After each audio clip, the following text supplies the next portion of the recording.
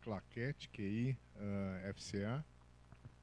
Então, numa solene véspera de feriado, nós vamos ter aqui uma mesa para discutir o papel de experimentação na ciência. É um tema que surgiu na QI passada, e eu havia prometido que esse tema seria abordado num debate aqui, numa mesa, só que agora numa perspectiva bem mais ampla, para não ficar reduzido a um polo, a um pequeno aspecto de uma questão muito mais geral. E por causa disso, por causa dessa complexidade do tema, aqui contar com o professor Márcio Torsoni, que é da área de saúde, o professor Marcelo Maiali, físico das exatas, e o João José, que é filósofo. Nós vamos ver 3 perspectivas sobre esse tema, vindo de disciplinas de áreas do conhecimento completamente diferentes. Então, cada um vai expor seus pontos de vista por 15 minutos, mais ou menos, e depois fica aberto para uma troca de ideias e perguntas e respostas aí, tá ok? Márcio, quer começar?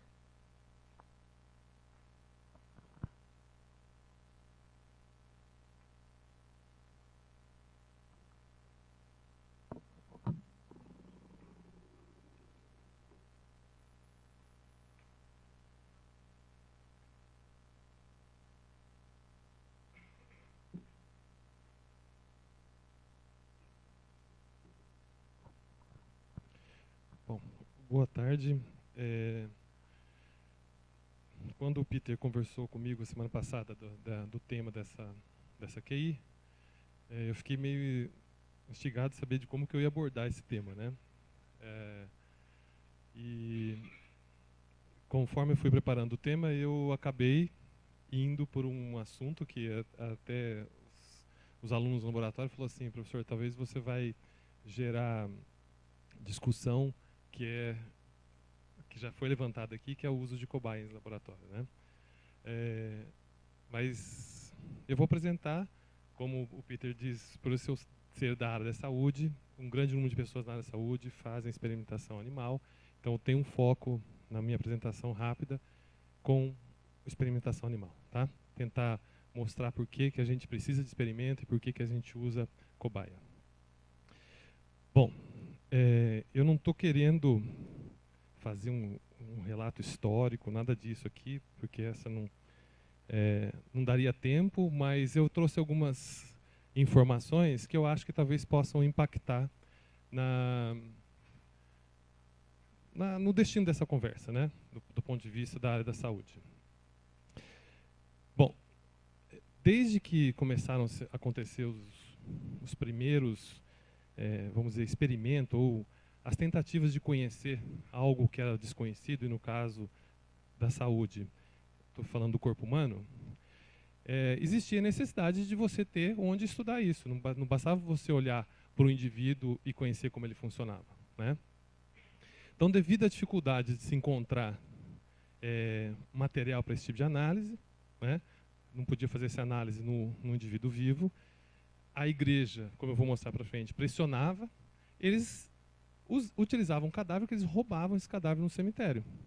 Então, as pessoas que tinham interesse de pesquisar a anatomia, que naquela época era basicamente conhecer a anatomia do corpo humano, eles retiravam o cadáver no cemitério e utilizavam esses cadáveres, retiravam todo, e no texto que eu retirei essa figura, eles retiravam toda a roupa do cadáver, toda a joia, embrulhavam num pano, devolviam para que eles, caso fossem descobertos, também não fossem incriminados pelo motivo de roubo.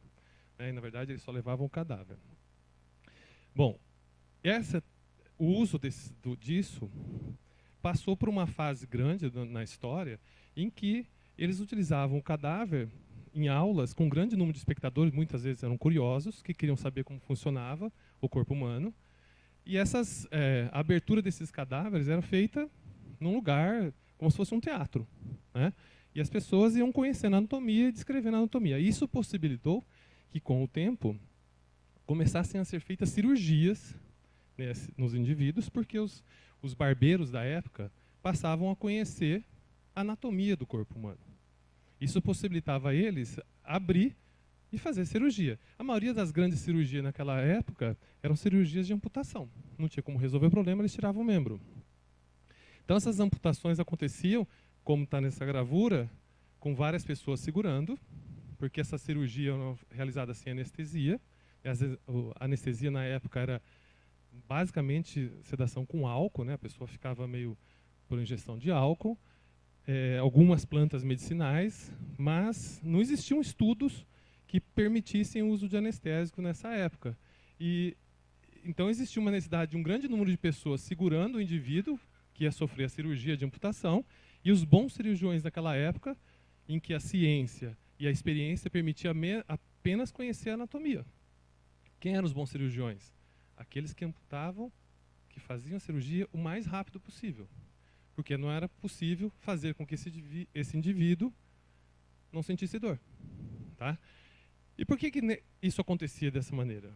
Uma das coisas que pode ter contribuído para isso é a incapacidade que tinha de se testar drogas ou qualquer outra substância que pudesse causar anestesia, a sedação, de maneira mais profunda para tirar a dor, porque para fazer isso você precisaria testar em alguém. E você teria que testar isso em humano. Ninguém ia ser um voluntário para fazer um teste que podia te levar à morte. Então não se usava muita cobaia naquela época. Tá? Mas isso, todo esse universo de experiências que aconteciam na época, ela foi sendo, em determinado momento da história, a igreja pressionou demais para evitar o uso de mesmo corpos retirados do cemitério para esses estudos, para o avanço desses estudos. Então essa pressão faz com que nós passamos, a sociedade, né, os cientistas da época, passassem a usar outros meios para fazer essa investigação. E aí começa a se usar cobaias para fazer experimentações que seriam necessárias antes de que essas drogas ou qualquer coisa do tipo fossem utilizadas em seres humanos. Então essas cobaias, que aí no caso é um ratinho, ou um camundongo, passaram a ser empregadas em experimentos com uma velocidade incrível, né, aumentou muito. Hoje se usa cobaias em que a gente consegue manipular geneticamente, quer dizer, eu consigo fazer, esse aqui é um exemplo de um camundongo obeso, ele está bem obeso por manipulação genética. Então não é só a manipulação em que eu injeto uma droga, eu já faço ele com a alteração que eu quero, fazendo uma pequena manipulação genética nele. Então eu não vou necessariamente causar uma dor com aquele procedimento que eu estou testando. Então isso possibilitou, com o uso dos animais, um avanço muito grande em descobertas de novos medicamentos, novas drogas que podiam ser empregadas possivelmente no futuro na saúde humana, né, na medicina. E aí, na tentativa de se aproximar do que a gente queria, né, o cientista queria, ligado à saúde, que era melhorar as condições de vida, a saúde de um determinado indivíduo, eles passaram a utilizar outros modelos. Né? Isso aqui é o zebrafish, que é muito utilizado hoje. Tá? Coelho, que todo mundo conhece, que é usado ainda hoje em experimentação animal, coelho, o chimpanzé, o porco, que é tudo utilizado na ciência. Uns com em quantidade muito maior, como são os roedores, o camundongo e o rato, outros em quantidade bem menores, como a gente tem os chimpanzés. Mas se usa bastante. E isso, só para vocês terem uma ideia, esse é um número calculado através de modelo matemático de quanto se usa de animais por ano para experimentação animal. Cerca de 115 milhões de cobaias são utilizadas por ano em pesquisa e ensino. Tá? Esse valor foi publicado por esse grupo aqui e que mostra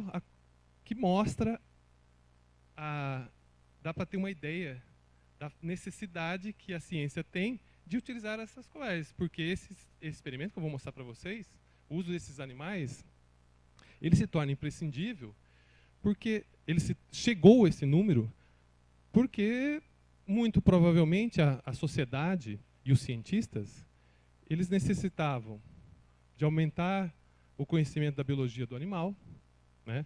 E aí não teria o viés de fazer alguma coisa para a medicina, para a saúde humana. Eles precisavam aumentar a velocidade de geração do conhecimento. E ainda, voltados especificamente para a medicina, prevenir, por exemplo, efeitos colaterais de fármacos que estavam sendo desenvolvidos. E para saber disso, eu preciso testar. Tá?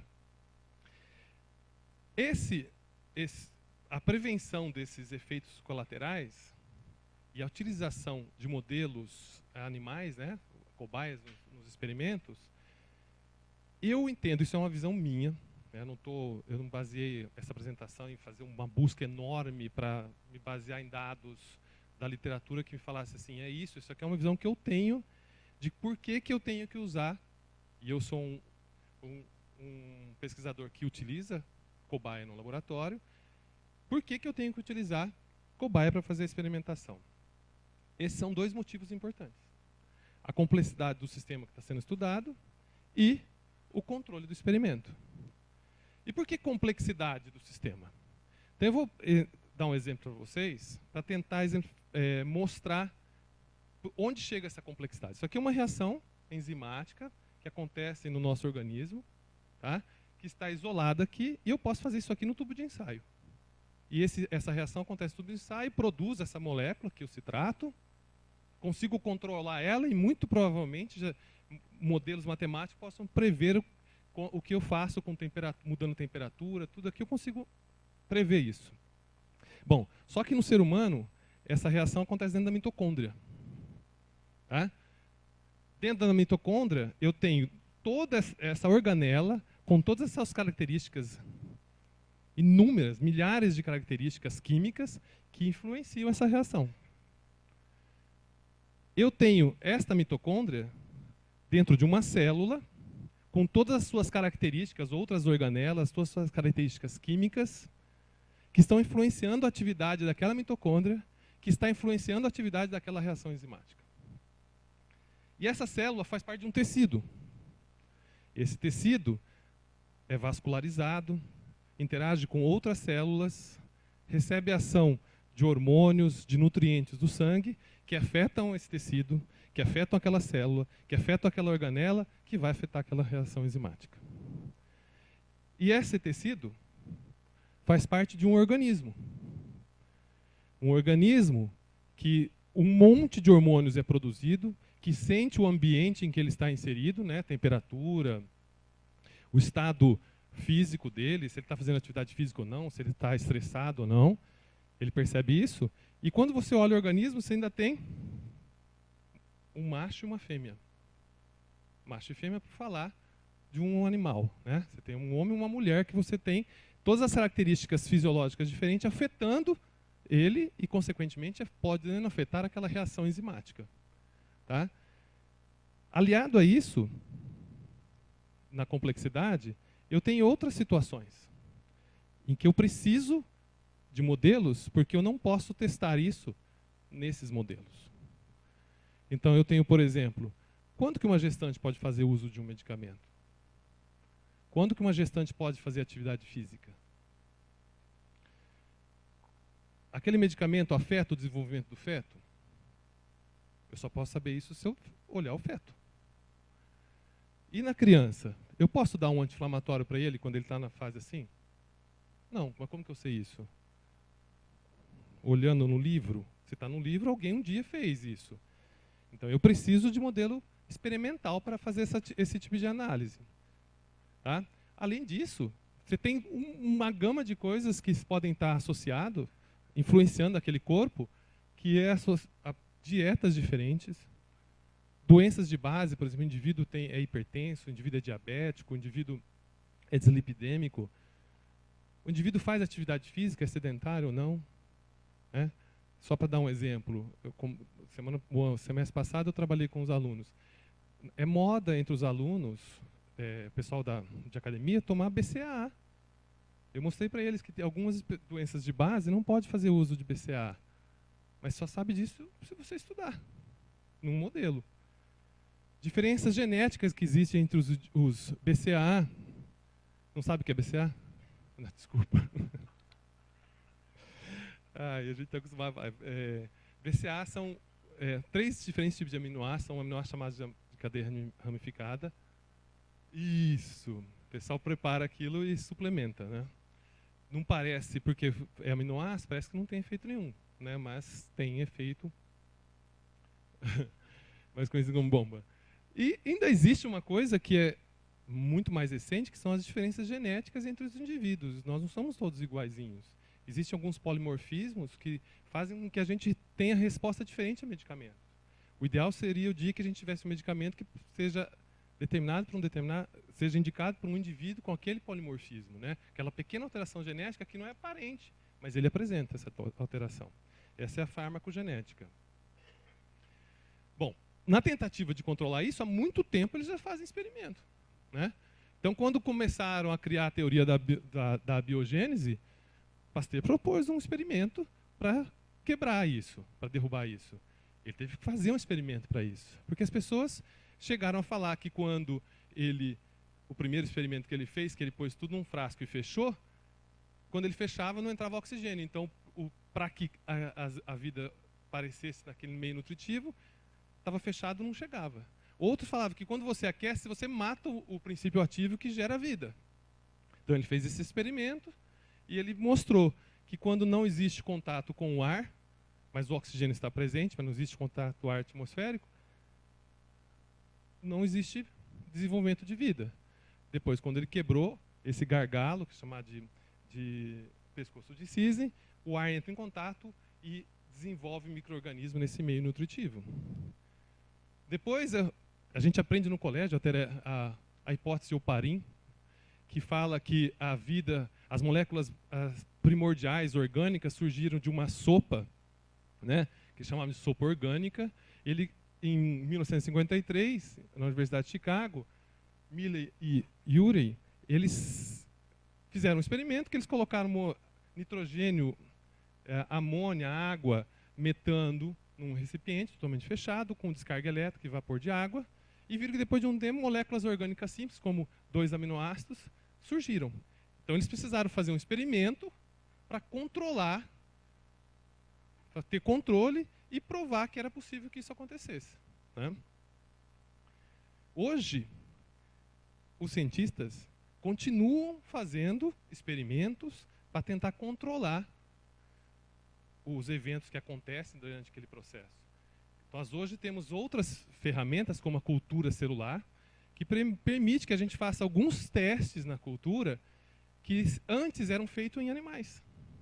Então, a gente, a partir de testes feitos em cultura de célula, eu posso cultivar diferentes tipos de célula, né, neurônios humanos, e essas células, esses resultados, minimizam os efeitos que a gente vai ter sobre os animais posteriormente.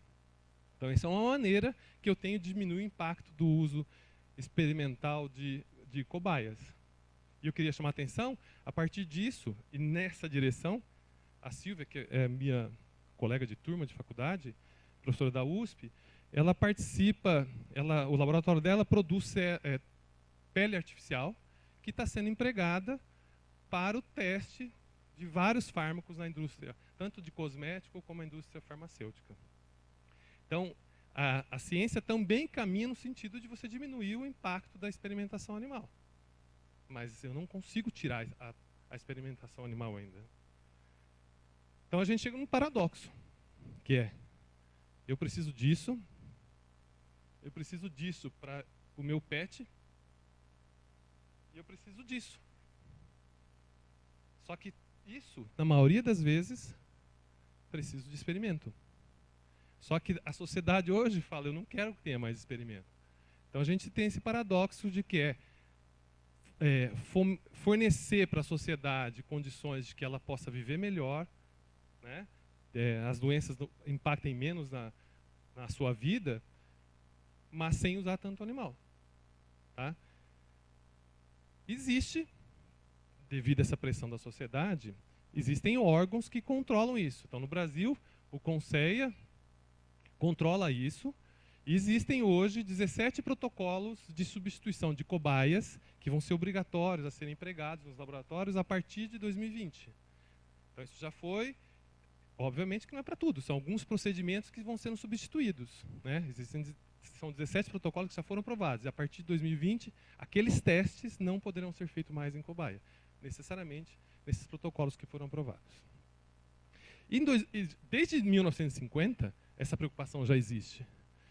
Esses dois carinhas, eles proporam os 3 R's na experimentação animal, que é a substituição, a redução do número, a substituição do animal, a redução no número e o refinamento da pesquisa, para que você cause menos dor para o animal, né?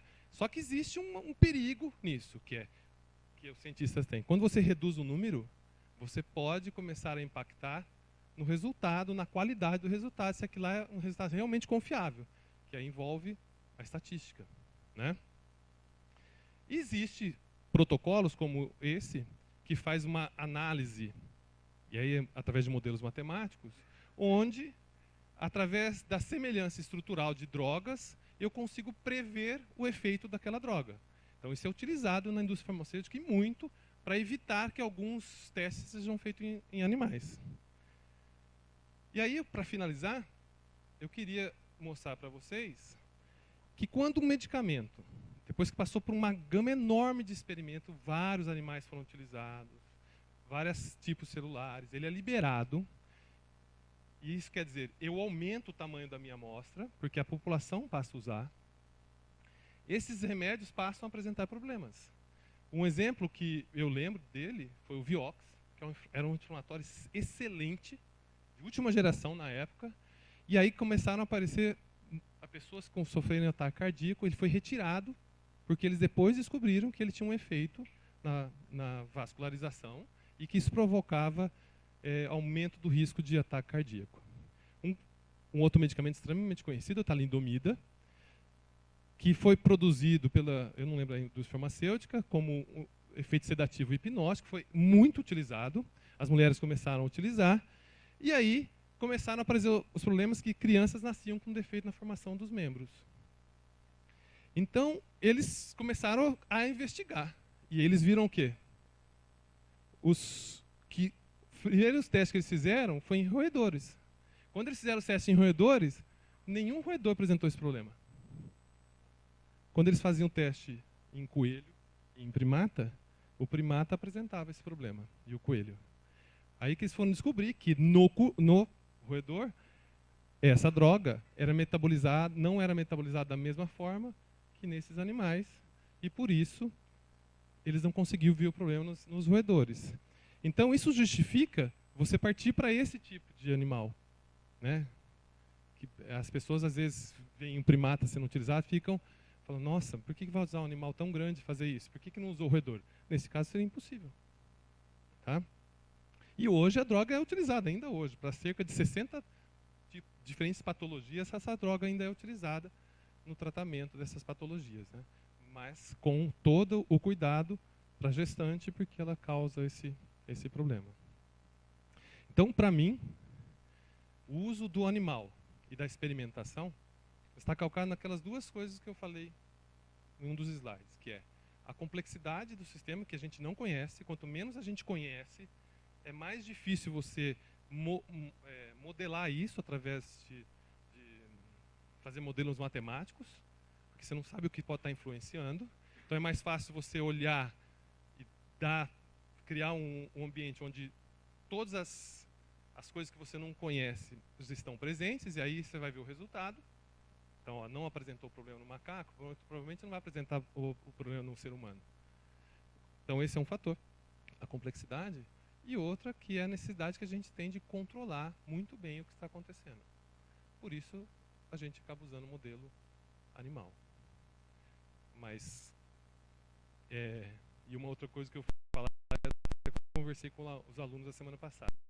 Tem ideia do que era a ciência quando eu fiz o mestrado e doutorado com relação aos biotéries e o tratamento com os animais. Isso mudou muito de 92 para cá, que foi quando eu entrei na pós-graduação. Então a gente melhorou muito, muito, muito o tratamento dos animais, né? Eu acho que a gente está caminhando para o que tem que ser feito, mas a gente não pode simplesmente hoje falar que nem o Peter brincou aqui, falou assim, a partir de hoje ninguém mais usa a cobaia. Isso é impossível acontecer. É impossível. Era isso.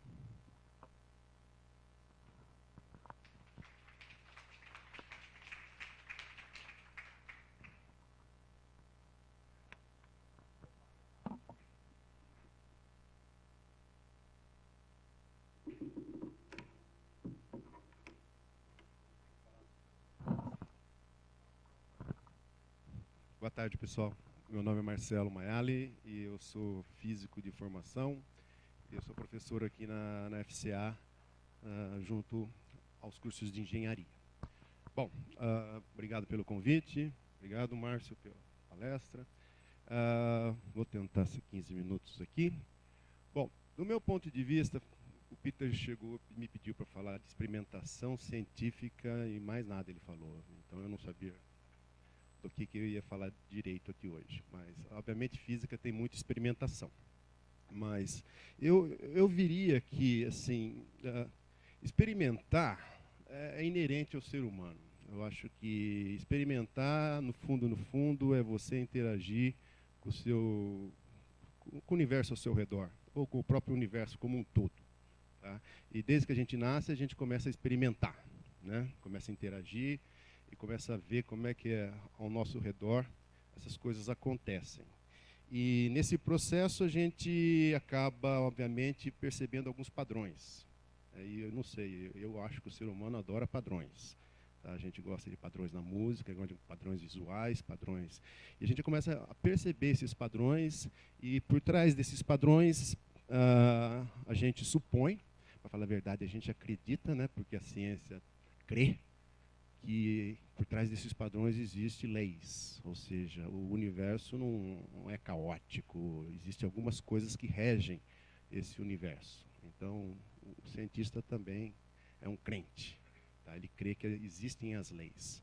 E a observação desses fenômenos, desses padrões, nos leva, então, a perceber algumas leis fundamentais. E essas leis fundamentais, a gente espera que elas regem o universo de alguma forma, e que, se a gente souber essas leis fundamentais, a gente pode não somente prever o futuro, digamos assim, e como entender ou descrever o passado, mas a coisa é mais complicada, tá? Porque a física, os cientistas acreditam que as leis são poucas. Não há, assim, a ideia de crer que existem leis é interessante desde que elas sejam poucas, porque se existem leis para tudo, né? Porque aquela constituição, né, assim, artigo tal, não, sabe, assim, é melhor uma constituiçãozinha mais do universo, não, uma constituição mais enxuta, tá?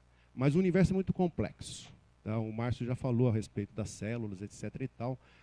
Mas eu dou até o exemplo em sala de aula para os meus alunos. Eu pergunto assim, quantos átomos tem aqui nesses dias? Tem 1 mol. Tudo aqui tem 1 mol. 1 mol é 10 a 23. 10 a 23 é um número grande, ou espetacularmente grande. Só para dar uma noção. Se você pegar um computador, o melhor computador do mundo hoje, e simplesmente falar para ele contar 1, 2, 3, 4, 5, 6, 7, até chegar a 10 a 23. Sabe quanto tempo leva? Cerca de 10 mil anos. Esse computador ligado. Não pode desligar. Tá certo? 10 mil anos simplesmente para você contar quantos átomos tem aqui. Isso dá uma noção para você a complexidade do universo. Tá? Então, quando a gente sabe essas leis fundamentais do universo, não significa que a gente vai prever o nosso futuro, nem escrever com certeza o nosso passado, porque a complexidade é enorme. Tá? E a gente não consegue modelar essa complexidade de forma suficiente para fazer as previsões que a gente gostaria de fazer. Tá? Mas, mesmo assim, o ser humano é presunçoso. Né? Assim, o nosso universo tem cerca de 15 bilhões de anos, o nosso planeta tem cerca de 5 bilhões de anos, o ser humano está aqui, o Homo sapiens, cerca de 100 mil anos, cada ser humano aqui vive cerca de 100 anos, e mesmo assim, a gente acha que vai dar conta do recado. Eu não acho que a gente vai ficar mais 100 mil anos, ter ser humano mais 100 mil anos, mas a gente acha, e a gente está conseguindo, né, bons avanços de entender essas leis. Tá? E todo o entendimento dessas leis vem necessariamente da observação. A física, digo a física, mas a ciência, né? A ciência é feita em cima da observação. Tá? Você não cria leis assim porque se acha bonita. A lei é bonita, mas se ela não é observada, se não tem comprovação experimental, ela é simplesmente uma coisa da sua cabeça. Tá?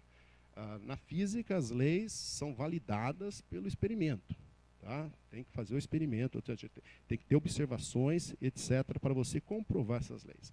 E aí também, não é só observar a natureza, tem que reproduzir. Tá? O Márcio já falou nisso. É você fazer um experimento de forma controlada, minimizar o número de parâmetros, de tal forma que você consiga entender ou pôr à prova aquela ideia que você tem. Tá? Então, é isso que a gente vem fazendo. Eu vou falar assim, a gente vem fazendo isso de maneira sistemática depois, né, de 1500, tá? Depois de Galileu Galilei.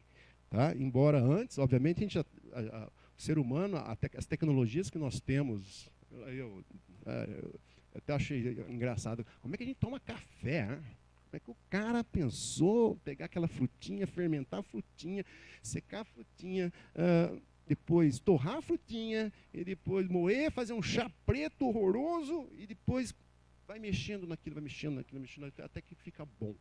Ou seja, tudo isso é experimentação também. Né?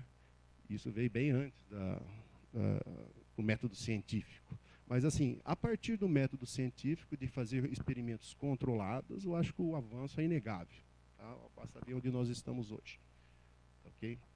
E a física é isso. Tá? A física, como ela é assim, a mãe de todas as ciências, digamos assim, ela busca os fundamentos, o que é mais fundamental. Tá? Então ela pega às vezes 2 leis, 3 leis, que são, na verdade, consequências de algo mais fundamental. Então ela funde isso. E a crença, né, na física, que a gente um dia vai ter, né, a teoria do tudo, por exemplo. Né? Ou seja, sabe, uma coisa explica tudo. Né? Tá? Mas, então, a gente está buscando isso. Já fizemos grandes avanços, mas ainda, vamos ser sinceros, né, assim, o universo é complexo. Tá? E são 10 a 23 coisas para tudo quanto é lado. Tá? Então é realmente difícil você pôr à prova tudo isso. Mas eu acho que a gente está indo bem. Tá? Na física não tem cobaia. Acho que não, né? Acho que não, não sei. Radiação, essas coisas assim. Isso, exatamente. Radiação, essas coisas. Mata um ou outro ali, né? Marie Curie, né? Morreu, exatamente. Então, eu acho que é isso. Tá? Já deu os meus 10 minutos, tá bom.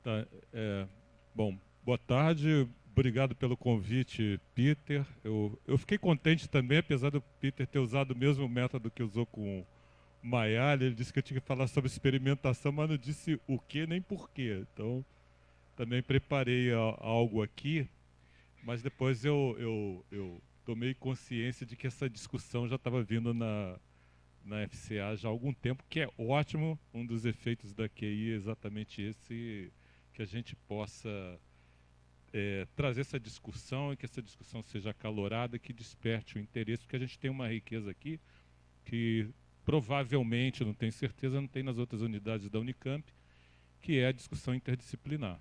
Então a gente tem um biólogo, um físico, agora vai vir um filósofo, que vai falar sobre experimentação. Primeira coisa que eu queria esclarecer é que filosofia não é ciência. Eu sei que tem gente, filósofos, que vão dizer que filosofia é ciência também, mas eu sou do Partido da Filosofia Sem Ciência, o PFSC. Eu sou membro desse partido e só vou defender as minhas ideias de que a filosofia não é uma ciência. A segunda coisa que eu tenho que esclarecer é, Se ela não é ciência, qual é o papel da filosofia?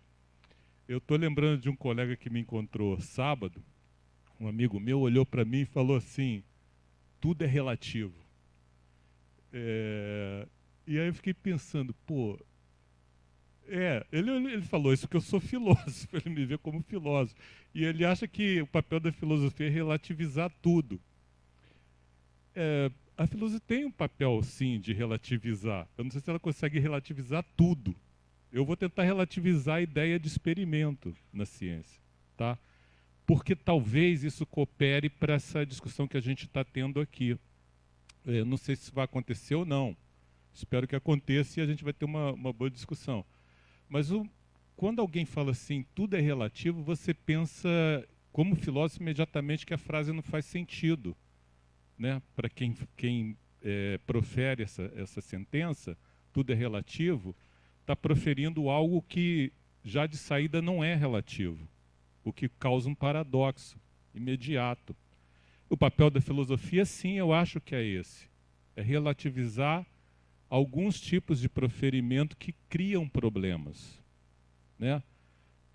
Às vezes, eu acho também, desconfio, que o papel da filosofia talvez seja tentar esclarecer que onde a gente pensa que há problema, não há problema nenhum, já estava tudo resolvido antes e a gente que alimentou uma série de confusões, que são confusões provenientes do modo como a gente usa a linguagem e pensa a respeito das coisas que a gente fala. Por exemplo, esse proferimento de que tudo é relativo. Só cria problema, porque você simplesmente não pode falar isso. Né? Poder pode, mas você fala criando uma confusão. Vamos ver, então, se há alguma confusão na ideia de experimento na ciência. E eu vou fazer algumas distinções. Eu queria que o Peter me avisasse se eu estou estourando o tempo porque é contraproducente falar mais de 15 minutos. Eu também estou falando em pé porque os meus colegas Torsoni e Maiali falaram em pé, agora eu fico tímido de ficar sentado. Não sei nem se a câmera pega o fato da pessoa ficar andando para lá e para cá. Né? Tem uma amplitude razoável. Né? Tá. Então, a primeira distinção que eu queria fazer é que, para mim, é difícil compreender. Eu vou fazer essa distinção, ela pode estar errada, vou deixar para vocês me avisarem que eu estou cometendo um erro. A primeira distinção que eu quero fazer é que ciência não é experiência, certo? O experimento, ou o papel da experiência na ciência, é parte do método da ciência. Eu concordo assim inteiramente, assino embaixo com o que o Marcelo falou, de que experimentar é inerente ao ser humano. Eu vou trazer algumas razões históricas para isso, que advêm, inclusive, da história da ciência. Eu, ingenuamente, por exemplo, acho que uma grande parte das pessoas imagina que a ciência usa método experimental apenas a partir do século XVII, quando o Galileu Galilei passou a observar o céu com um telescópio, ou com uma luneta, não sei bem que instrumento ele usou. O que eu sei ao certo é que o Galileu foi um propagador dessa ideia, de que você só vai ter conhecimento científico, ou conhecimento que a gente pode garantir de fato como informação, e não mera opinião, desde que você possa ter tido uma observação ou ter reproduzido o que você quer reproduzir dentro de um laboratório do tipo que o Torsoni falou, e, além do mais, que você possa matematizar essa informação para que ela possa ser reproduzida em outro lugar. Então, a gente sabe que o Galileu foi um divulgador da ideia da experimentação, ou da observação, e da matematização da experiência. São duas ideias diferentes, tá? E eu ingenuamente acreditava nisso, que a ciência experimental apenas a partir do século XVII, o que absolutamente não é verdade, a meu ver, a não ser que eu esteja enganado. Eu acredito, como o Marcelo falou, que ver para crer é uma ideia tão antiga que ela está até na Bíblia.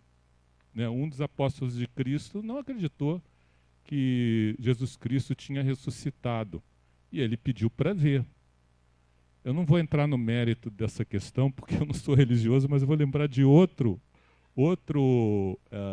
algum outro cientista do passado, o Arquimedes, que, através de uma observação, ele criou, ou pelo menos estabeleceu a ideia de como ele poderia resolver um problema de natureza científica. Ele tinha que saber, por exemplo, se a coroa do príncipe tal era feita de ouro puro ou não. Acho que todo mundo conhece essa história, não sei se ela é verdadeira, se é só uma anedota, mas de fato isso ocorreu, assim, que foi a partir da experimentação, da observação que ele chegou à ideia de que ele poderia, e ele não podia, para saber se a coroa do príncipe tal era de ouro puro ou não, ele não poderia derreter o material e separar ouro de algum outro elemento que porventura tivesse na coroa. Ele pensou o seguinte: olha, o ouro tem uma certa densidade. Ele teve essa ideia quando ele entrou na banheira para tomar banho e viu que a água se deslocou com o peso dele e a água caiu para fora. Então ele saiu correndo pelado na rua, gritando eureka, eureka. Essa é a observação. Se ele colocasse a coroa e ela fosse de ouro, dentro de um balde, de alguma coisa como uma banheira, ia ter um certo deslocamento da água por causa da densidade do material. Se tivesse misturado, teria outro tipo de deslocamento. Essa ideia ele só teve através de observação. Estou contando a história errada ou não? Depois vocês me corrigem. Eu só estou querendo chamar a atenção de que a ideia de observação correlacionada à informação, à cognição, é tão antiga quanto a civilização grega e talvez outras também. Eu lembro também numa passagem de um diálogo platônico, em que Sócrates diz para um discípulo o que ele considera como conhecimento, entre parênteses, ciência. Tá? Ele não considera que uma mera opinião fosse o veículo de alguma informação, de algum conhecimento. E nem sequer uma opinião verdadeira poderia ser algo que pudesse ser tomado como conhecimento. Ele só ia considerar como conhecimento alguma opinião verdadeira que pudesse ser justificada. Exatamente o que o Márcio está falando aqui. Não adianta você dizer que tal coisa acontece desse jeito se você não puder justificar. E como você justifica? Com um experimento ou com uma observação. Ok? Então, até aqui eu só estou mostrando que a ideia de ver para crer, concordo inteiramente com o Marcelo, é inerente ao ser humano. Agora, o que eu não concordo, em geral, é que todas as atividades do ser humano são cognitivas. O problema, por exemplo, da ética animal é um problema ético, não é um problema cognitivo, certo? O problema da ressurreição de Cristo não é um problema cognitivo, apesar do ver para crer, é um problema religioso, um problema de fé, né? Se filosofia é boa ou ruim, não é um problema cognitivo, né? É um problema de valor só. Então, cada uma dessas atividades humanas tem um método que é completamente diferente daquele que é da atividade cognitiva, cuja expressão máxima é a ciência hoje em dia. Só que as coisas se misturam. Não é porque você faz ciência que você não vai ter problemas éticos, ou que você não vai criar problemas para a fé de alguma pessoa, ou que você não vai criar problemas de valores entre os seres humanos, tá? Porque dentro do mesmo ser humano habita também um universo tão complexo como o número de moléculas em um mol, tá? É bastante complexo. A própria ideia de experiência na ciência também tem uma diferença que foi expressa tanto pelo Mayali quanto pelo Torsoni, e eu não sei se eles repararam nisso. tem um uso da palavra experimento em que eu já tenho uma teoria, e o Torsoni expressou bastante isso, mas não sei se você deixou isso claro, Márcio, que eu já tenho uma teoria e apenas eu vou afinar essa teoria, verificar se ela está correta ou não. E tem um outro uso de experimento que é para eu derrogar a teoria, que é o caso do Pasteur, né? Que ele queria derrogar a abiogênese. Tá? Então tem o uso do experimento que é derrogatório ou falsificador. Tá? Isso dando por sentado que a atividade cognitiva está umbilicalmente ou humanamente ligado à ideia da observação e do controle. Eu posso usar essa palavra de duas maneiras diferentes. Geralmente a gente fica nisso aqui. Quantos minutos falta? Tem pouco, né? Eu, por exemplo, posso lembrar que foi observado fartamente, por exemplo, na época em que você não tinha ainda a teoria da relatividade, então vigia na astronomia a teoria newtoniana, a teoria da gravitação universal, que a órbita do planeta Urano era irregular, certo? Ela tinha que fazer uma volta, né, em torno do Sol. Como é que se chama isso? Uma volta, translação, né? Translação. Era irregular, certo? E aí você não tinha um experimento, você tinha um experimento que teria que ser derrogatório. Tinha alguma coisa errada com a teoria da gravitação universal do Newton. Eles não fizeram isso. Eles só falaram, não, tem um problema de afinação ou de precisão da teoria. Provavelmente deve ter outro corpo celeste perturbando a órbita de Urano. E eles tinham razão, tá? E se eles tivessem derrogado a teoria, não teriam outra para pôr no lugar e não teriam descoberto o planeta Netuno. Está muito longe, mais ou menos invisível, até que alguma época um astrônomo observou que realmente tinha um outro planeta que perturbava o movimento de translação, se não estiver errado, do planeta Urano. Mas teve uma outra coisa que acontecia também, que nesse caso nem derrogou e nem afinou o experimento com relação à teoria do Newton,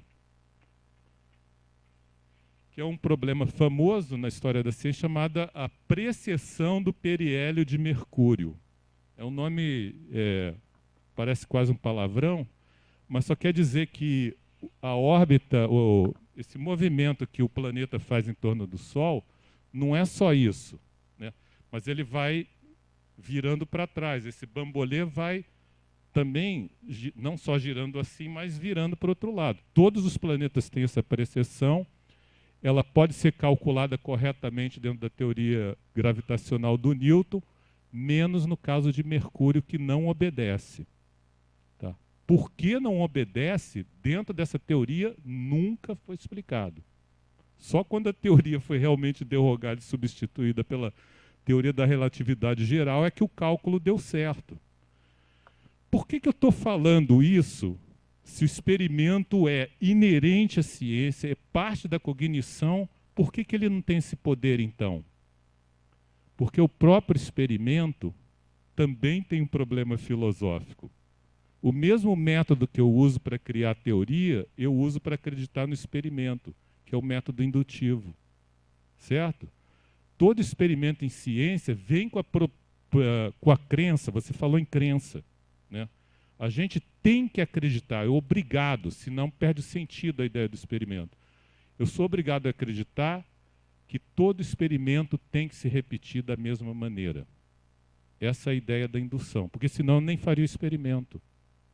Certo? Então, se eu controlei aqui algo com algum componente bioquímico, deu certo em várias condições de altura, temperatura, pressão, em todos os lugares do mundo e deu certo, a partir daqui eu corroboro a teoria. Mas quem falou que vai continuar dando certo? Ninguém falou. Certo? Porque eu tenho que acreditar que vai dar infinitamente certo, porque eu coloquei certos parâmetros ali que são muito difíceis de serem violados. E aí a gente para de questionar o experimento. Experimento não é para ser questionado, é a teoria que é para ser questionada. E nem assim dá certo, como é o caso daqui da precessão do periélio de mercúrio. Certo? Isso coloca um problema direto no que o Torsoni estava lembrando no caso da experimentação com animais, que é motivo de toda a nossa discussão aqui, ou a principal delas.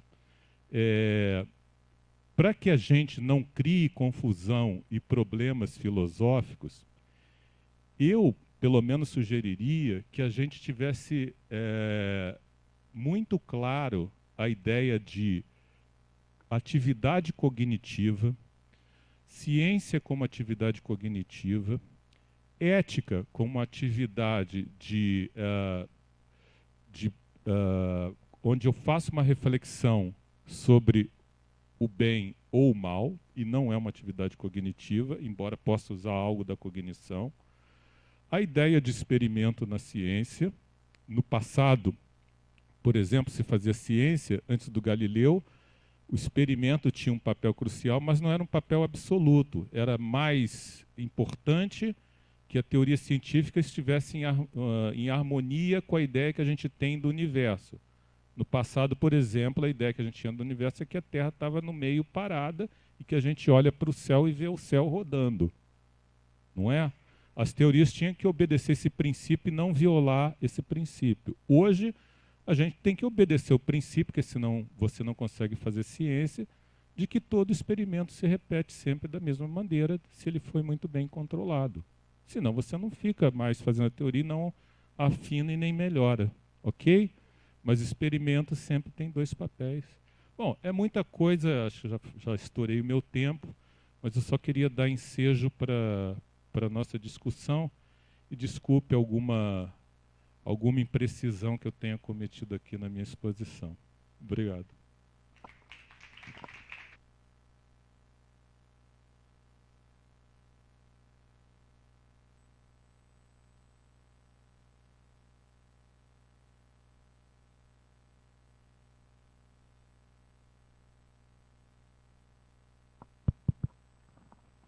Então, eu queria agradecer ao nosso biólogo, ao nosso físico e ao nosso filósofo pela discussão sobre a apresentação dessas ideias sobre o tema.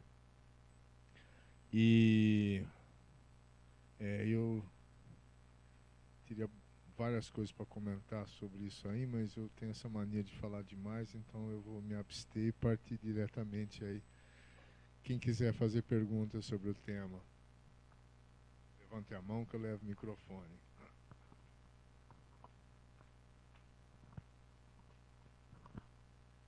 Bom, boa tarde. Gostaria de agradecer a todos os palestrantes e especialmente para o Márcio. Gostei bastante da forma com que você colocou, achei muito corajoso, né, que é um tema bem difícil de debater. Sou contra, mas achei que você expôs de forma bem clara. E eu acredito que, assim, na parte de medicamentos, eu acho que ainda é bem complicado, porque é muito difícil você ter alternativa para isso, né? Tem até o Instituto R1, que ele apresenta alguns métodos alternativos para testes, né? Mas na parte de medicamentos ainda é bem complicado. Mas o meu questionamento principal é em relação ao uso de animais na universidade, da real aplicabilidade desses testes, né? E até porque tem a Lei 9.605 de 98, que diz que o uso de animais na ciência ele deve ser exceção e não a regra. E eu acho que, principalmente dentro da FCA, o uso de animais, ao meu ver, acontece de forma indiscriminada, principalmente na parte de nutrição e ciência do esporte. Então, meu questionamento fica para qual que é a real aplicabilidade dos experimentos que acontecem aqui, entendeu? tanto de nutrição quanto ciência de esporte. A gente sabe que tem um laboratório de dor e inflamação aqui dentro da FCA. Não tenho conhecimento, mas pelo nome a gente já pode imaginar, né? E por que a gente pode causar dor e sofrimento a um rato, a um roedor, e ao ser humano, não que possa ser feito no ser humano, né? Mas a questão, eu acho que vai além, né? Se você não pode fazer no ser humano, por que você pode fazer no rato? Por que ele tem menos direito? Por que você pode submeter ele a esse tipo de teste, né? Então, é esse o meu questionamento.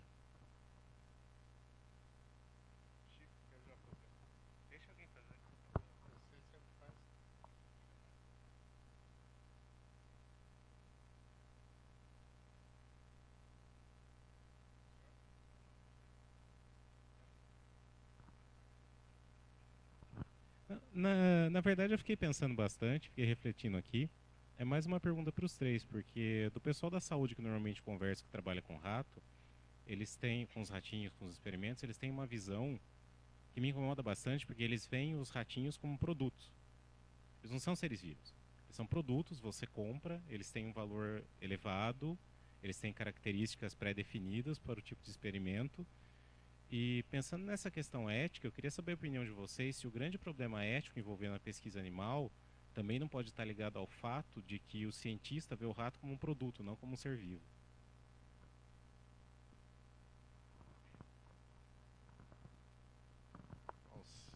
Quer um comentário? Deixa eu então fazer aquele meu comentário, né? Porque sempre são 3 perguntas, isso é uma praxe de mesa redonda. A gente junta 3 perguntas para devolver a mesa, só teve 2. A motivação dessa mesa exatamente vem dessas 2 perguntas aí das pessoas que se manifestarem. Daí eu prometi fazer uma QI sobre o tema. Quando eu acabei de falar a frase, foi gravado, eu meio que me arrependi, mas enfim, eu achei que é uma discussão extremamente importante e eu fui dar um Google, né, em experimentação versus simulação. Porque é com a simulação que se pretende substituir a experimentação, né? E não é in vitro, não é in vivo, é in silico. E o interessante é que físicos, eles têm colegas nossos, Maiara, que querem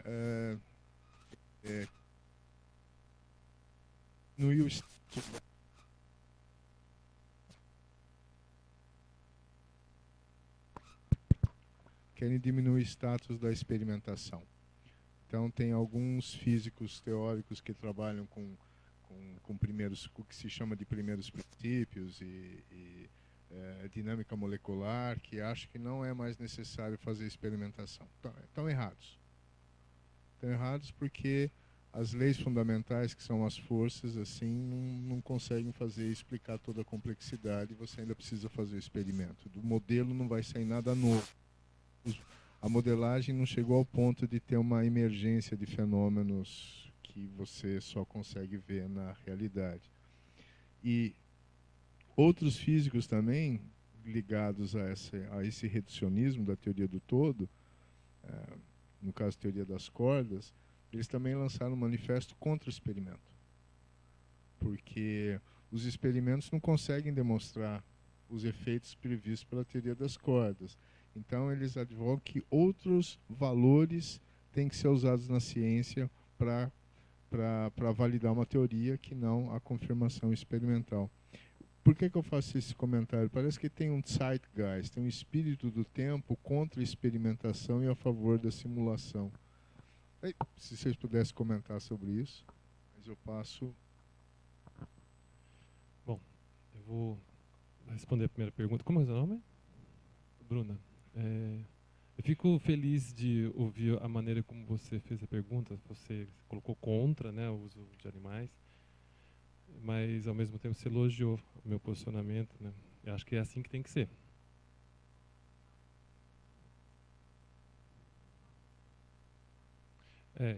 Então, é assim que as coisas têm que caminhar, porque às vezes a gente, não só entre docente e aluno, entre docentes e entre alunos, a gente às vezes é muito ataque, né? simplesmente porque eu tenho uma opinião contrária. Às vezes até ataque para destruir a pessoa e não a ideia, né?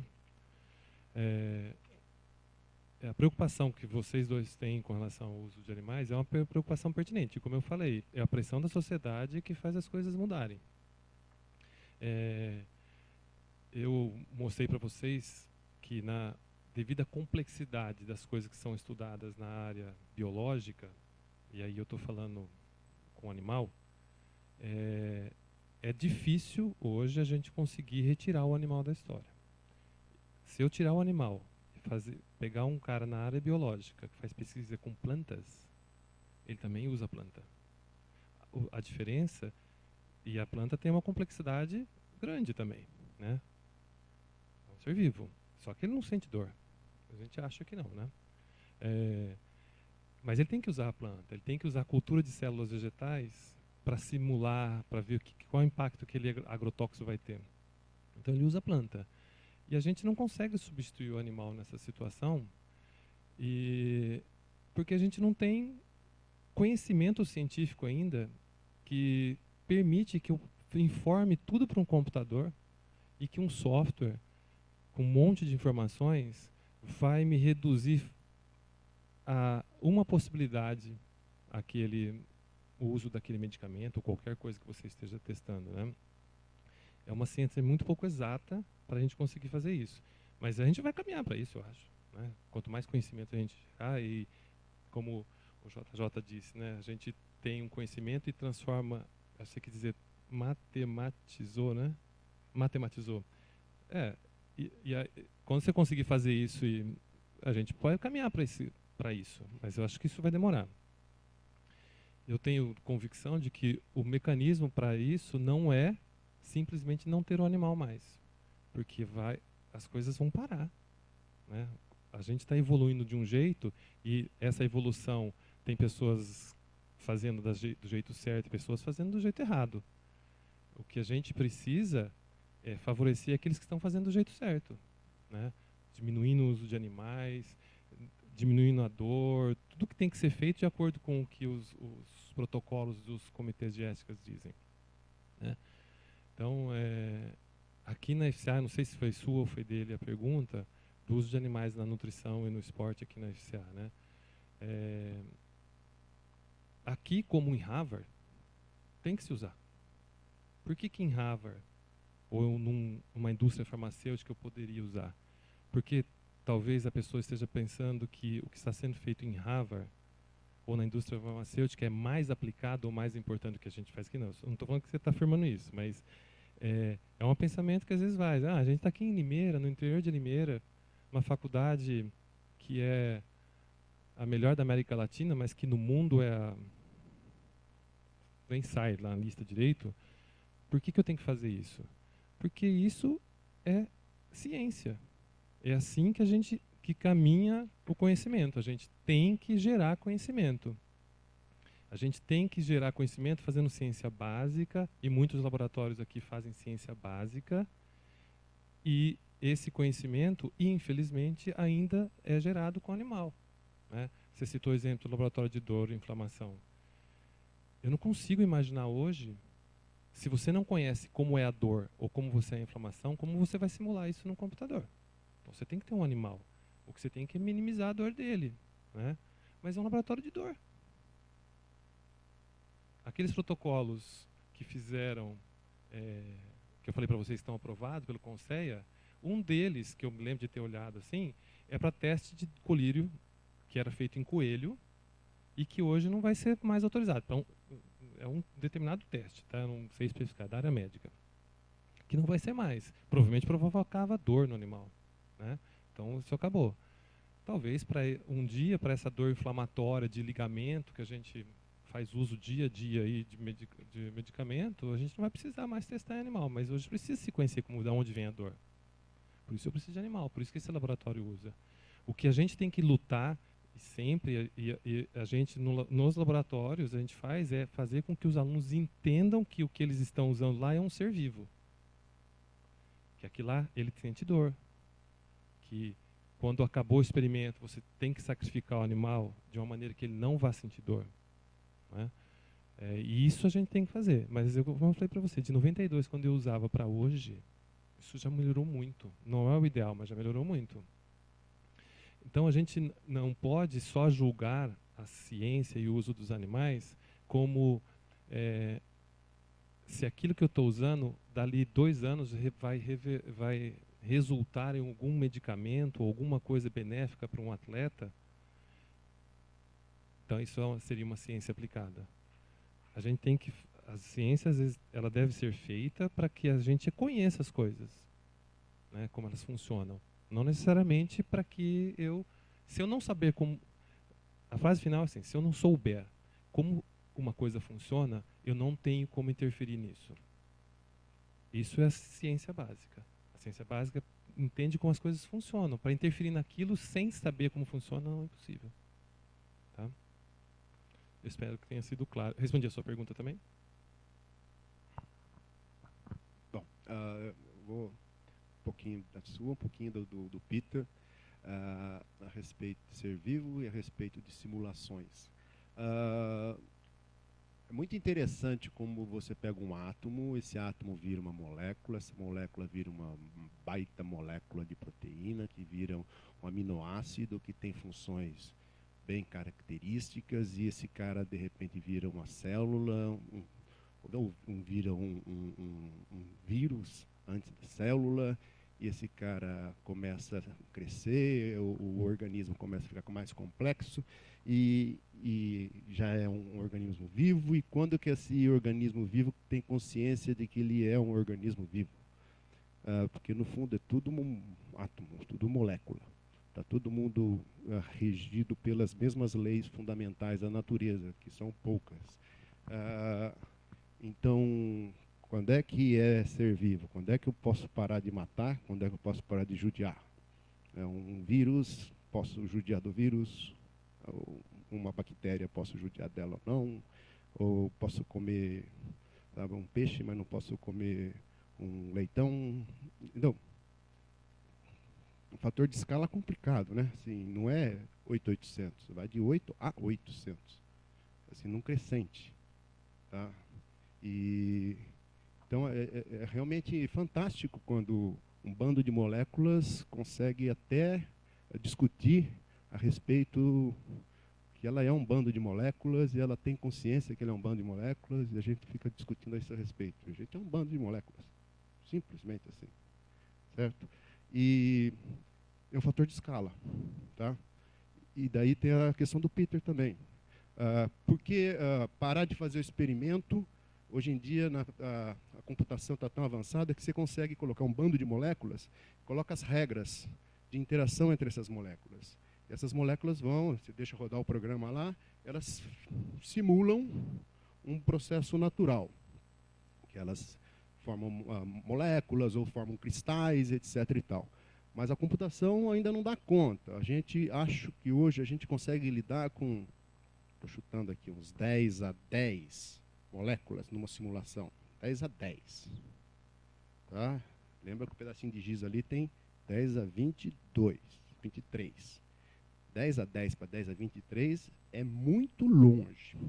Muito longe. Um vírus, eu vou chutar aqui um vírus.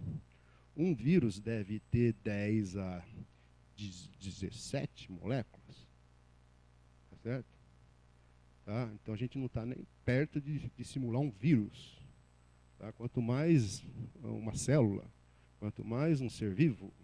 Então, a experimentação ainda é necessária, porque o fator de escala a gente a gente não consegue lidar com essa complexidade, simular essa complexidade de 10 a 23. Não dá. Tá? Hoje não dá. Tá? Talvez no futuro, com os novos computadores, etc. e tal, a gente consiga, mas hoje não dá. Tá? E depois realmente chegar a simular que um cérebro guarda informação e tem consciência e consegue refletir a respeito do que você está fazendo. Quer dizer, né? Quando é que a máquina vai conseguir fazer isso? Talvez um dia, né? Não sei. Então é um fator de escala. A gente ainda está nos 10 a 10, vamos falar assim. Tá bom, né? Tá ótimo. Mas a gente precisa dos 10 a 23. Tá? Bom, Bruna não me fez pergunta, mas eu vou, se você me permite, porque eu vou unir o que você perguntou para o Torsoni com a questão do Chico, né? Se ratos são produtos ou são seres vivos. É uma questão ética. Também. E a questão também do uso dos animais na FCA é uma questão ética que é posta para a ciência em geral, né? A gente está discutindo um pouco isso, né? A gente não só quer resolver os problemas locais, o que se apresenta como problema para nós, mas a gente gostaria de uma aplicabilidade universal dessa solução, né? Então, eu acho que a gente tem que ter uma consciência clara de que a gente está dirigindo uma pergunta ética para a atividade científica que só tem interesse cognitivo. Isso não quer dizer que quem faz ciência não deva ter preocupação. É claro que a gente tem, porque estava lembrando lá da bomba atômica, de tantos desastres que a gente fez e continua fazendo como consequência da nossa atividade cognitiva praticada de maneira cega, né? Eu acredito que o Márcio Torsoni mostrou aqui o quanto que as nossas preocupações éticas estão já influenciando a prática científica, e o experimento acho que foi isso que te deixou mais satisfeita do que da outra vez, eu suponho, Bruno. Eu também suponho que a pergunta do Chico é uma pergunta até iluminadora do ponto de vista ético, a meu ver, que pode ser feita para a ciência ou para quem usa laboratórios. Se ele está tratando ratos como produtos ou como, eu não sei, seres vivos, acho que ninguém duvida que o rato é um ser vivo, né? Porque ninguém vai achar que o rato está morto, a não ser que ele seja morto. Mas assim, como um ser vivo digno da consideração ética ou não, né? A gente pode pensar no rato como objeto de uso ou como ser vivo, que na verdade o Mayali fez uma escala, se eu ouso interpretar o Mayali, se eu interpretar equivocadamente você me avisa, mas a gente não tem muita preocupação ética com vírus e com bactéria, né? É de se perguntar por quê, porque é ser vivo também, né? Com minhoca. E aí isso lembra, eu falei, estava conversando com a Bruna e com o Chico antes de vir para cá, e eu lembrei que às vezes a gente trata, isso é que eu estava tentando falar, a gente trata às vezes a ética como se fosse uma atividade cognitiva. E aí eu acho que ela não é, né? E aí eu traduzi um texto de uma filósofa que defende que, assim como eu defendo que a filosofia não é ciência, eu também defendo que a ética não é cognitiva. Ela é para alertar a gente de outras coisas. E esse texto que eu traduzi se chama Comer Carne e Comer Gente. Né? Vocês sabem que alguns seres humanos comem, não no sentido sexual, no outro sentido, outros seres humanos. Né? Hoje mesmo tinha uma notícia no UOL de que descobriram um esqueleto, não sei qual lugar, não sei nem se foi no Brasil, acho que foi no Brasil, de prática de canibalismo há 10 mil anos atrás, eles viram pelo esqueleto. Ora, se você condena de maneira racional o uso de animais em laboratório, porque simplesmente é um ser vivo, aí eu vou ao encontro do que você falou, simplesmente porque é um ser vivo, então você condena também o canibalismo, obviamente, que a gente condena, mas inclusive para aquelas culturas que praticavam o canibalismo. E neles era uma questão antropológica e cultural. Não é? Então, esse texto que eu traduzi, Comer Carne e Comer Gente, ele não coloca a ética como um problema cognitivo ou de cálculo. Coloca como um problema de sentimento. Nós não matamos aqueles que nós consideramos nossos semelhantes. E ponto. Isso é tão inerentemente humano quanto a nossa mania de ver padrões na natureza ou a nossa mania de verificar o nosso conhecimento, se está certo ou errado, pela observação. Certo? Por que a gente tem que brigar com coisas inerentemente humanas? Eu acho que a gente briga se transforma a ética em atividade cognitiva. Então a gente pode influenciar a ciência com as nossas típicos exigências éticas ou demandas do nosso tempo, e aí isso inclui não tratar os animais de laboratório como se eles não fossem nossos semelhantes, porque eu acredito que eles são, né? Não acredito que vírus são nossos semelhantes, não sinto isso. É uma questão de sentimento. O meu cachorro Momô, eu tenho um cachorro chamado Momô que tem mania de peidar embaixo da cama. E eu odeio quando o Momô faz isso, porque não é um peido qualquer, é daquele que sai lágrima, né? E você não consegue dormir. Mas isso não impede que eu tenha um sentimento pelo Momô bastante semelhante ao que eu tenho pelas minhas filhas. Eu amo o Momô, apesar de ele ser um idiota e não defender a casa. Mas eu não amo cobra, não amo bactéria e não amo os porquinhos que viraram a linguiça que eu comi hoje na hora do almoço. E não condeno práticas dos canibais que comeram bispo sardinha. Não no sentido sexual, mas no sentido alimentício.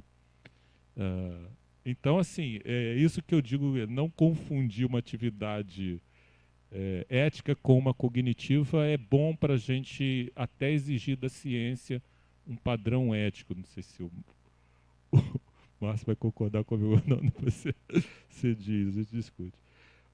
A pergunta do Peter eu achei muito boa porque me lembra o papel da experimentação na ciência pré-galileana.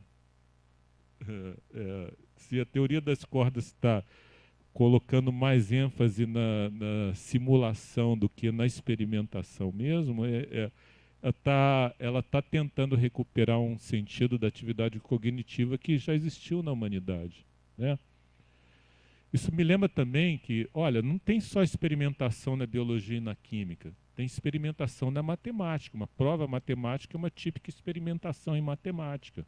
Eu estava vendo aqui não sabia se eu ia falar sobre isso ou não, mas há uma prova da diagonalização para saber se há conjuntos infinitos que são maiores que outros conjuntos infinitos, e isso é feito através de uma, digamos, experimentação, entre aspas, em matemática. E ela não tem essa natureza observacional. Experimentos em psicologia, que são do que a gente sente de maneira privada, eu estou olhando o Luciano, eu acho que ele é um cara feliz, mas de repente ele se descreve como um cara triste. Como eu vou verificar se o Luciano é alegre ou triste? Posso fazer um experimento típico de psicologia, há vários experimentos. Mas esses experimentos não são tipicamente observacionais. Eles parecem mais com o que o Peter está dizendo, com simulação, e que tem a ver com o que eu espero que vai dar num comportamento de maneira especulativa, não observacional. Tá?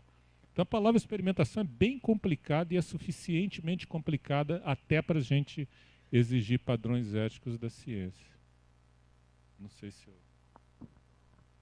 Posso só comentar, colocar uma situação?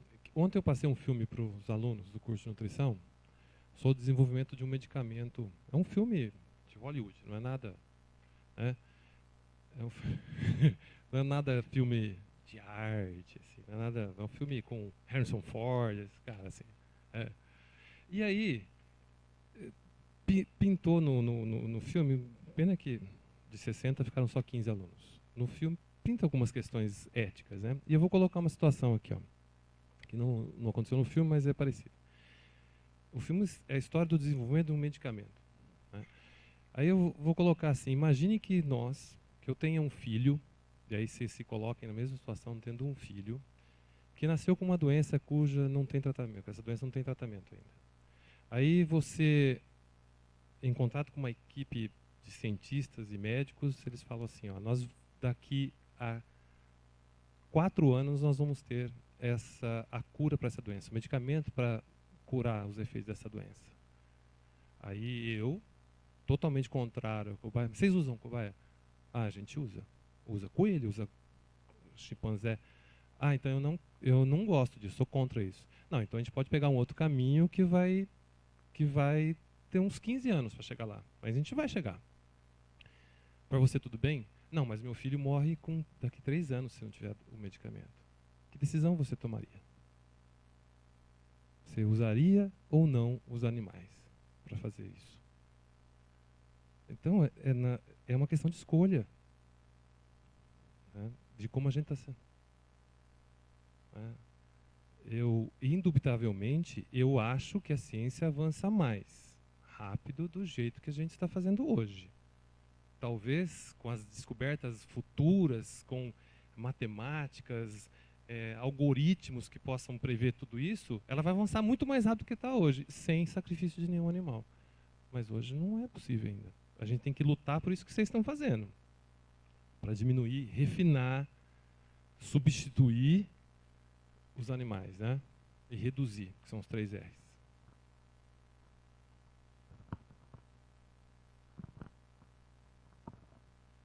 Eu entrei aqui porque absolutamente eu não tinha nenhuma opinião formada sobre esse assunto, apesar de participar de inúmeros debates e escutar muitas vezes os argumentos. Então eu falei, não, eu vou aprender alguma coisa e vai colaborar. Aprendi 2 coisas aqui hoje. A primeira é que o nível do debate aqui possivelmente é outro, e não é um debate acusatório, pelo número de vezes que a gente já discutiu isso. Fica claro quando as pessoas que defendem estão interessadas em aprender, isso aqui na FCA é uma norma, e não fica claro em muitos outros lugares onde eu já fui, onde não se aceita nenhum tipo de argumento. Na minha opinião, é inevitável que se você quer substituir uma coisa estabelecida socialmente, foi uma escolha que a sociedade fez, tem que ser colocado outro modelo. Como, por exemplo, a construção da pele artificial. E aí eu quero remeter à questão da escolha. Acho que a FCA já fez uma escolha, que é saber definir o como nós vamos caminhar para esse processo. Como que os laboratórios estão tratando esses futuros pesquisadores. E a razão pela qual deveríamos manter é que, além de ser nós somos uma instituição de ensino e de pesquisa. Vamos formar os futuros pesquisadores que vão continuar trabalhando com isso. E que tipo de opção eles vão fazer se eles não estiverem trabalhando com o modelo animal aqui dentro? Percebe que, pelo fato de ser uma instituição de ensino, pode parecer que o uso do modelo animal é inútil, mas ele não é. Quando você olha na perspectiva da formação do recurso humano, que vai atuar nessa maneira que a gente pretende que possa caminhar para esse tipo de coisa. Mesmo assim, com todas essas dúvidas, é difícil fazer a opção. Quando você não tem o filho que daqui 3 anos vai morrer, ela é muito fácil. Quando você tem, ela passa a ser o problema seu. E a opção é social mesmo. A FCA tem uma cara, acho que aqui é o lugar bom para esse tipo de debate. O importante é sabermos, ela tomou essa decisão de caminhar na direção de diminuir dor e diminuir o uso do modelo animal, então estamos todo mundo trabalhando do mesmo lado, mesmo que tenhamos princípios diferentes. Ou a gente fica naquele debate acusatório que não leva a lugar nenhum e as pessoas nem escutam o argumento do outro. Acho que aqui não só os nossos alunos, como a comunidade como um todo, está construindo coisas muito mais legais do que na maioria dos lugares que eu já participei desse tipo de debate.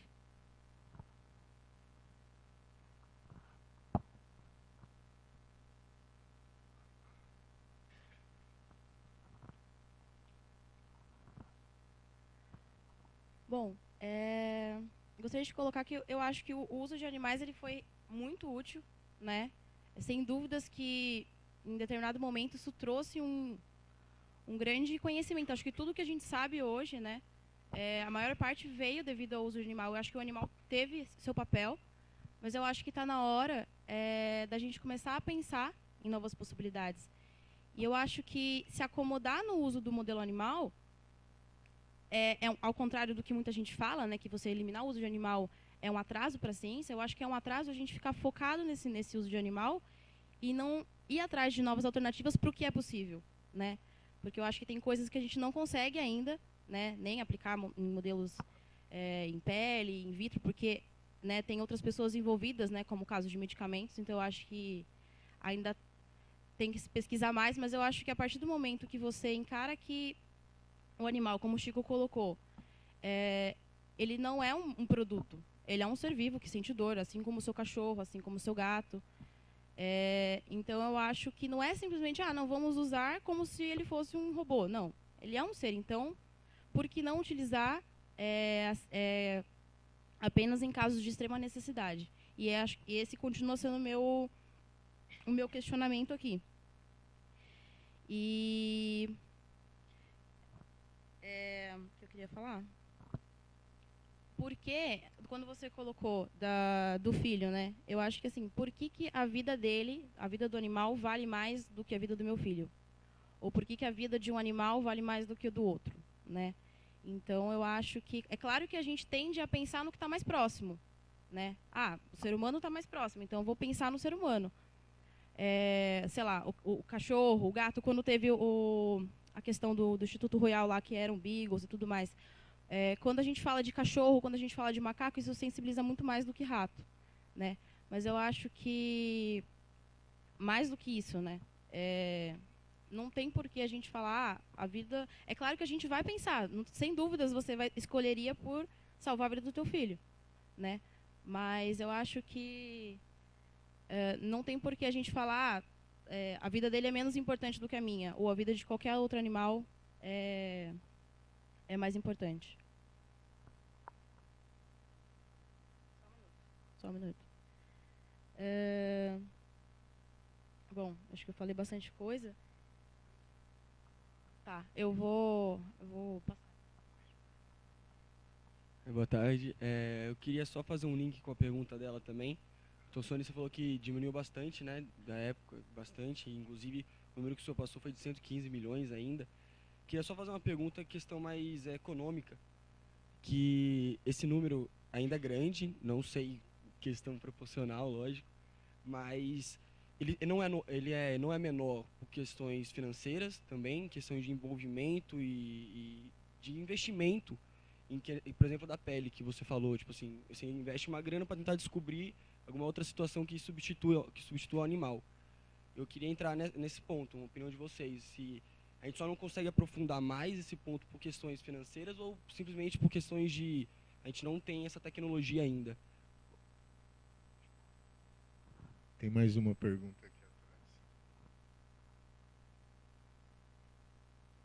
Boa tarde, meu nome é Mônica.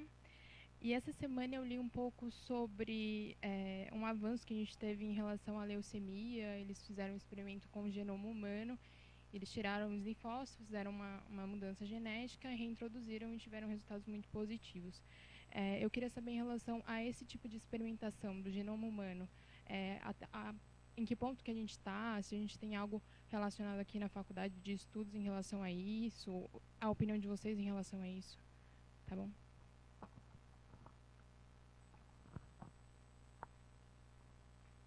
Ao centro das atenções, né? Eu sabia que falar de cobaia é o que mata o bicho, né? Deixa eu ver, a pergunta dele foi da tecnologia, por que a gente não substitui essa pergunta, né? Eu acho que um fator importante é isso que você falou. A gente não tem o conhecimento, a tecnologia para substituir, né? Como o caso da pele, né? Que é um teste simples, a epiderme, tá? É muito mais simples de fazer isso. Embora eu conheça essa pessoa desde que ela fez mestrado na Unicamp.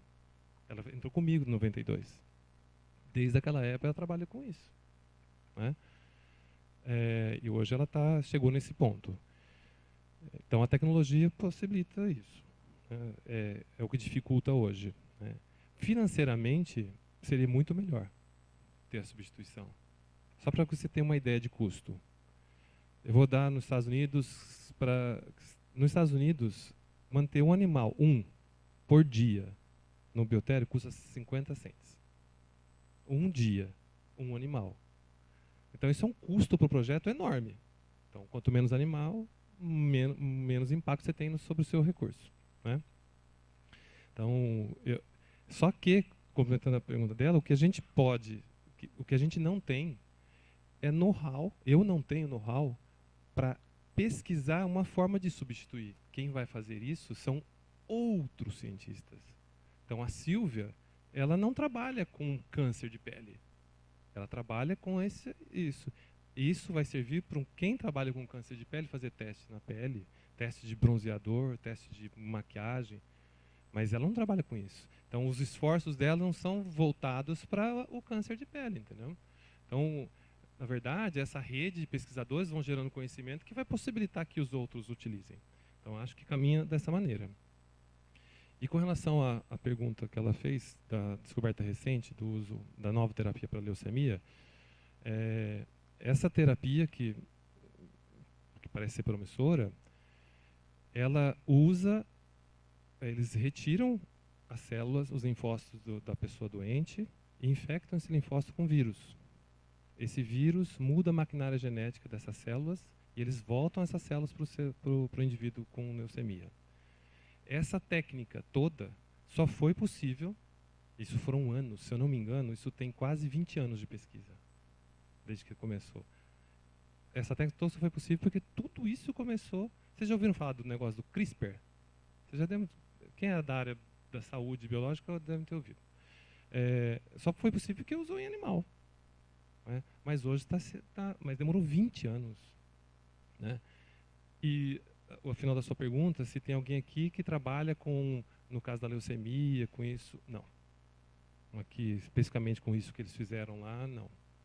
Eu não conheço ninguém na FCA que trabalhe com isso.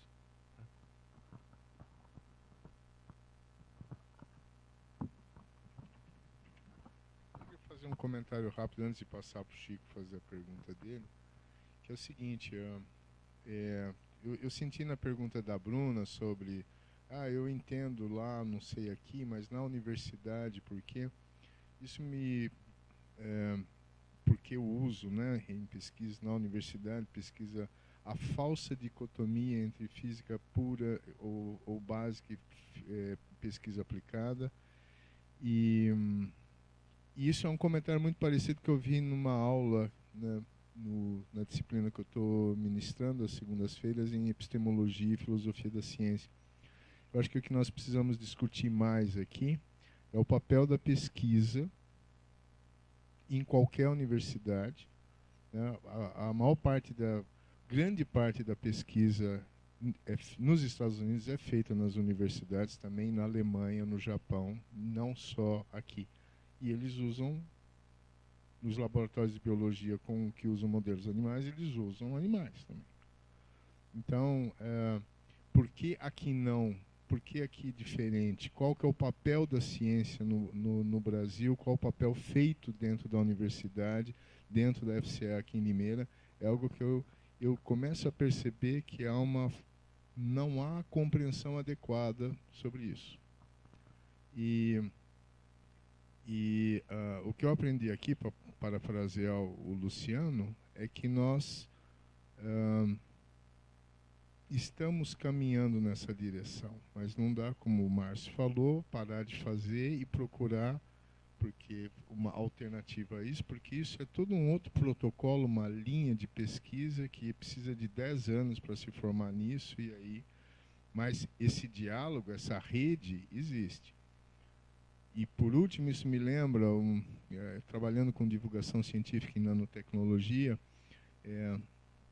um grupo querendo tirar da minha boca que se eu defenderia o princípio da precaução. E o princípio da precaução uma nanopartícula, quem manuseia pode provocar doenças, então para toda atividade com isso. Então, uma hora eu fiquei tão de saco cheio no debate que falei, sim, sou a favor. O problema é que eu não sou a favor no sentido, o princípio da precaução, que eu acho que vale também para parar com a experimentação animal, ele coloca um paradoxo. Porque ele inibe todo e qualquer avanço. Porque se eu tenho uma suspeita que tal partícula provoca algum problema, eu tenho que pesquisar para ver que problema é esse, como é que eu... E descartar, achar um substituto, caso... Eu não posso simplesmente parar. Eu tenho que encontrar protocolos de como é que eu continuo. Até, eventualmente, descobrir que eu não preciso mais... Eu tenho lá minha tabela periódica de partículas e vejo qual que é o que eu avanço ou não. E animais a mesma coisa. Eu tenho questões de saúde na família, cujos melhores remédios para essa questão a pessoa é resistente a.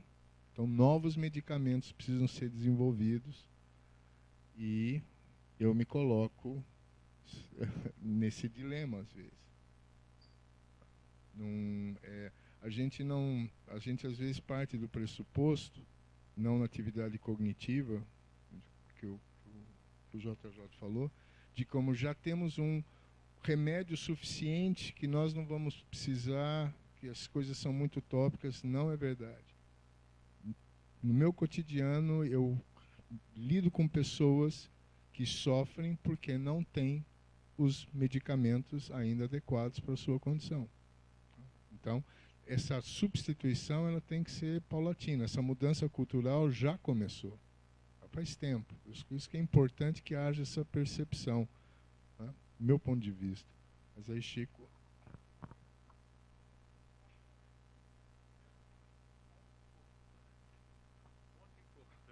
Para quem tem o interesse de colocar parâmetros éticos para a ciência, e isso a gente tem que colocar sem parar,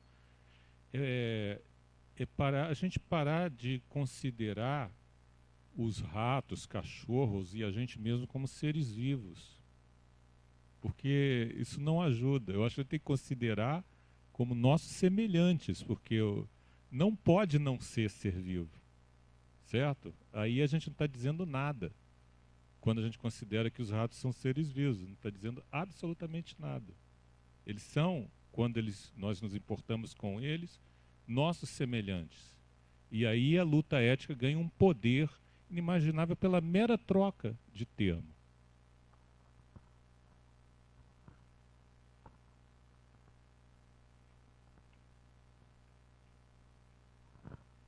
Em relação ao Márcio Torsoni, você falou, você colocou aquela decisão terrível sobre um problema médico e você ter que escolher do seu parente, tudo e tal. E é uma decisão terrível. Eu cuidei da minha avó com Alzheimer. Eu tenho epilepsia. Se eu não tomar minha medicação todos os dias, eu tenho uma crise. É uma decisão, assim, como que eu tomo isso? Como eu falo, não vou tomar essa medicação? Mas eu acho que essa questão me chamou muita atenção quando você falou, e o que você escolhe? O que eu fiquei pensando quem escolhe? Como é que você pode fazer essa pergunta para a pessoa que cuida da avó com Alzheimer, para ela escolher o uso do animal ou não? Sabe, quem está escolhendo é o cientista, é a universidade, são os grupos de pressão? Eu acho que muito mais, essa pergunta ela gera muito mais uma reflexão muito profunda que a gente tem que ter aqui dentro da universidade sobre quem está escolhendo esse modo de pesquisa. Tudo bem que até hoje a experimentação animal trouxe vários avanços para a gente. E trouxe vários problemas, porque tecnologia é problemática, tecnologia tem consequências, tem risco. A minha medicação para epilepsia piora a minha ansiedade. Então é assim, durante muito tempo, a nossa ciência, pós-Segunda Guerra, foi derivada do resultado dos experimentos que aconteceram nos campos de concentração. E não é mais aceito.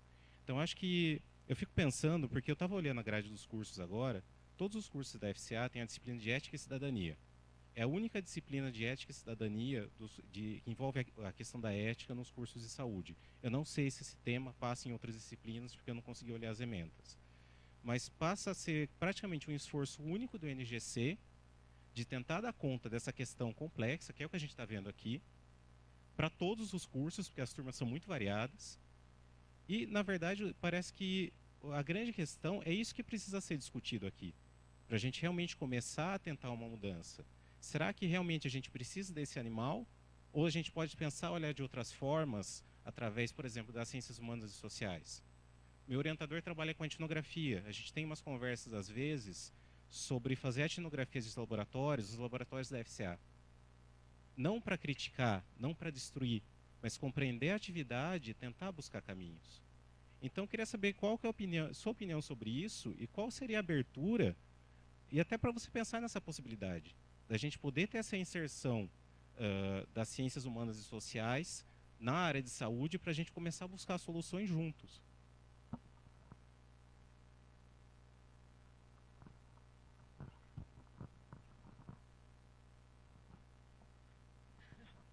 Queria só fazer uma colocação.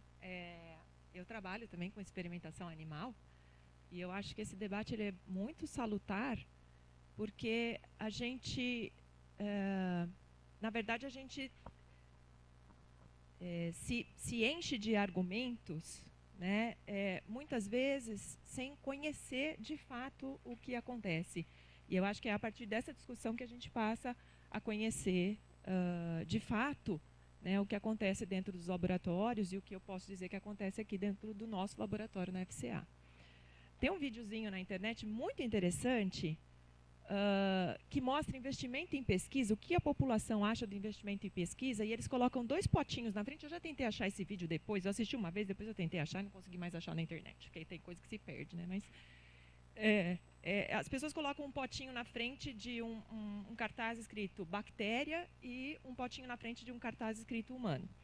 Então, se você investiria o seu dinheiro, né, tem um pote de moedas e eles pedem assim, para que você pegue uma moeda dentro do pote e diga, faça a sua escolha, né? Você investiria em ciência para conhecer mecanismo, né, função de uma bactéria, ou você investiria em ciência para conhecer algo que está acontecendo no humano, né? E não preciso nem dizer que só o potinho do humano que encheu, né? E, na verdade, no final do vídeo, o que eles mostram? Que, quando eles falavam em experimentação com o humano, eles falavam exatamente, né, focando, por exemplo, na obtenção de um hormônio para tratamento de uma doença crônica, né? Então, você investiria no estudo desse hormônio no humano ou numa bactéria. E ele chegava num ponto final de que hoje muitos dos hormônios que tem disponíveis no mercado, né, produzidos pela indústria farmacêutica, são produtos, na verdade, de bactérias recombinantes. Então, que a gente depende, na verdade, da bactéria, né? Tudo isso para chegar aonde? Né? Que a ciência aplicada depende da ciência básica. Não existe ciência aplicada sem ciência básica, né? Se a gente falar isso, a gente cai na besteira de falar o que o nosso governador do estado falou sobre o investimento da FAPESP, né, em ciência na área de humanas. Que ele achava que isso tinha que ser extinguido, que só deveria ser aprovado, na verdade, projetos em ciência aplicada, né? Isso é uma grande besteira, porque não existe, na verdade, ciência aplicada sem a ciência básica, né? Então, o que eu acho que o Márcio quis dizer, não estou aqui, na verdade, tentando levantar nenhuma bandeira, mas assim, é o que a gente acredita, né? Muito já evoluiu, né? Hoje, a gente trabalha num experimento super controlado, com um desenho experimental, desde o início de um projeto, em que você sabe que ao final daquele projeto você vai usar X animais. Antes não, quantos precisava eram quantos a gente pegava, né? E parte desses experimentos são feitos in vitro, com células, e em sílico, através de análises, como o Peter falou. No entanto, essas análises in vitro e in sílico ainda são muito falhas. Muito falhas. O erro numa análise em sílico, usando 12 algoritmos diferentes, por exemplo, dentro do software que eu uso, para predizer alvos proteicos, né, para tratamento, por exemplo, de uma doença, dentro de 227 alvos validados, minha análise em sílico só me mostra 2. Ou seja, o erro ainda é muito grande e não tem como fugir da experimentação animal, né? Então, eu acho que muito já mudou.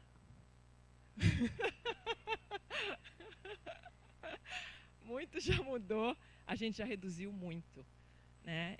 E a tendência é aperfeiçoar isso, né? Então, eu achei bem legal esse debate, porque vocês colocam questões que são muito importantes e que a gente passa, na verdade, a entender quando a gente conhece, né, o que está acontecendo. Eu também acho que isso vai muito além desse debate aqui, né? Tem muita quarta indisciplinar aí para interdisciplinar aí para acontecer, né, Peter? Para discutir esse tema.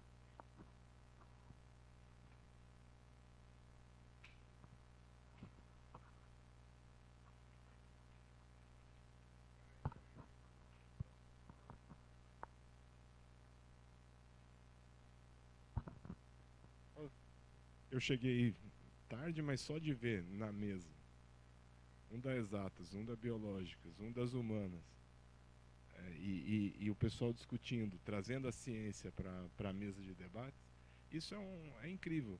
Em que unidade dessa universidade a gente tem convivendo diferentes pontos de vista sobre a ciência, sobre a tecnociência, como aqui, né? Então, eu gostei muito de chegar, peguei de orelhada, mas o meu sentimento foi de alegria de ver a ciência trazida para a mesa de debates, num clima que a gente vem construindo aqui, né? Então, é muito legal. Mais algum comentário? Então, vamos agradecer aos pessoal da mesa aí, mais uma vez. Hoje consegui mexer na câmera. Lembrei muito tarde, mas pelo menos o primeiro ensaio.